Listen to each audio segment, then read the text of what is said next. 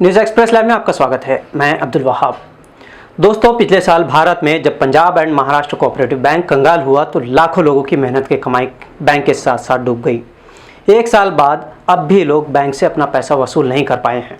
आज से एक साल पहले 20 सितंबर 2019 को रौनक मोदी ने अपने फैमिली का सारा पैसा उस बैंक में इसलिए जमा करवा दिया था कि बैंक पैसा जमा करने पर दूसरे बैंकों के मुकाबले ये ज़्यादा सूद यानी इंटरेस्ट दे रही थी। मोदी ने अपना घर बेचकर इस नीयत से इस बैंक में पैसे जमा करवाए कि उससे उनका और उनके बच्चों का भविष्य बेहतर होगा।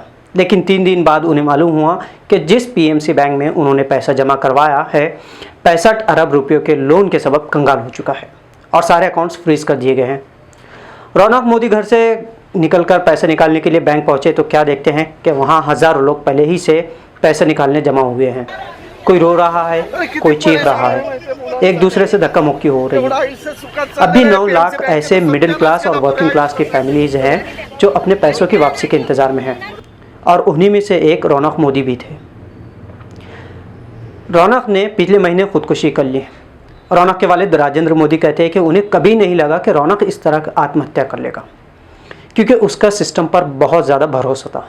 रौनक 3 व्हाट्सएप ग्रुप के मेंबर भी थे जिसमें पीएमसी बैंक के डिपॉजिटर्स शामिल थे और उसमें बैंक से अच्छी खबर आने की उम्मीद जताई जाती थी। ग्रुप मेंबर्स में से कई लोगों ने कोर्ट का दरवाज़ा खटखटाया था, कई लोगों ने धरना दिया, सोशल मीडिया पर बात उछाली गई, अफसरों और नेताओं को लेटर्स लिखते गए, लेकिन हासिल कुछ नहीं हुआ। राजेंद्र मोदी के मुताबिक उनका बेटा काफ़ी एक्टिव था, लेकिन कहीं से भी उम्मीद नहीं मिली तो उसने आखिर में आत्महत्या का कदम उठा लिया। उन्हें कभी नहीं लगा था कि बैंक कंगाल हो जाना उसे इतना अंदर तक तोड़ कर रख देगा। उनके मुताबिक उन्होंने हर चीज़ खो दी। उनका बेटा चला गया। कई लोग अब भी इस बैंक के कारण सदमे में हैं। मेरे पास एक भी प्रॉपर्टी नहीं, मैं रेंट पे रहता हूँ।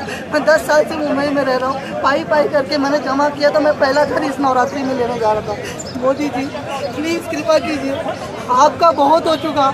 आप जो है गरीबों के ऊपर बार बार वार कर रहे हो, इतनी बार वार कर रहे हो कि गरीबों को जीने नहीं देना चाहते हो।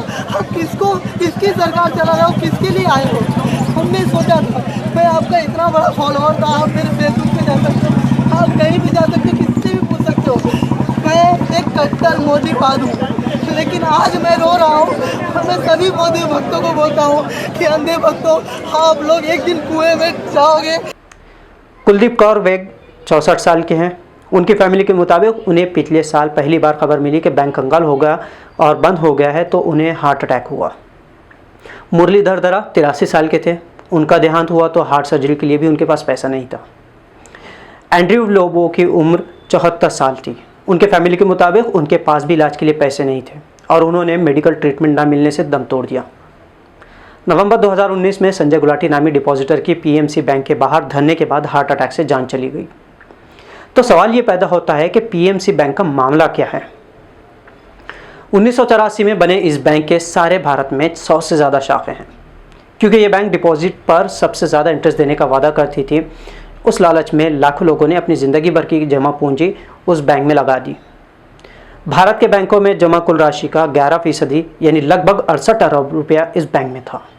लेकिन बैंक पर इल्ज़ाम है कि उसने रियल एस्टेट कंपनी HDIL को फेक अकाउंट्स के नाम पर करोड़ों रुपए का लोन देने के बाद लोन वापस न मिलने पर कंगाल हो गया। उस कंपनी को बैंक ने 75% लोन दिया था, जबकि RBI के रूल्स के मुताबिक कोई भी बैंक 15% से ज़्यादा एक ग्रुप या एक पर्सन को लोन नहीं दे सकती थी। RBI को खबर मिली तो उसने शुरू में हर डिपॉजिटर को सिर्फ $13 की रकम निकालने की इजाज़त दी, जो बढ़ते बढ़ते अब $1350 तक की गई है। ईडी ने भी बैंक पर मनी लॉन्ड्रिंग, चीटिंग और फ्रॉड केस किए, लेकिन तब तक काफ़ी देर हो चुकी थी। बैंक के डिपॉजिटर्स में अनीता लोहिया और उनके पति रिटायर्ड पर्सन हैं। अब उन्हें अपने बिल्डिंग के मेंटेनेंस के लिए भी पैसे अपने रिश्तेदारों से उधार लेने पड़ रहे हैं। अनीता के मुताबिक सिस्टम पूरी तरह फेल हो चुका है। सीनियर सिटीज़न होने के बावजूद उन्हें मेडिकल की ज़रूरत पड़ती है तो वो कहाँ जाए, कौन मेडिकल का खर्च उठाएगा। अनीता कहती है कि वो कोई भिखारी नहीं है, उन्हीं का पैसा बैंक से मांग रहे हैं। अब तक RBI क्या कर रहा था? RBI के मुताबिक पीएमसी बैंक का पैसा निकालने के लिए वक्त लगेगा और हालात इतने बुरे हैं कि कोई भी इन्वेस्टर मदद के लिए तैयार नहीं। बिजनेस पत्रकार सुचेता दलाल के मुताबिक पीएमसी बैंक के हर डिपॉजिटर सही दरवाजे नहीं खटखटा रहे हैं। RBI चाहे तो किसी खरीदार के हवाले करके समस्या हल कर सकती है, लेकिन उसके लिए सियासी इरादे की ज़रूरत है। आपको बता दें कि नोटबंदी लॉकडाउन के बाद से भारतीय इकोनॉमी मुसलसल गिरावट का शिकार है और ओएनजीसी, रेलवे जैसी कई पब्लिक कंपनीज को मोदी सरकार ने प्राइवेट कॉरपोरेट के हाथों में दे दिया है। अगर हालात यही रहे तो अच्छे दिन कब आएंगे? रौनक मोदी को भी उम्मीद थी कि अच्छे दिन आएंगे, लेकिन उन्होंने अपनी जान गंवा दी।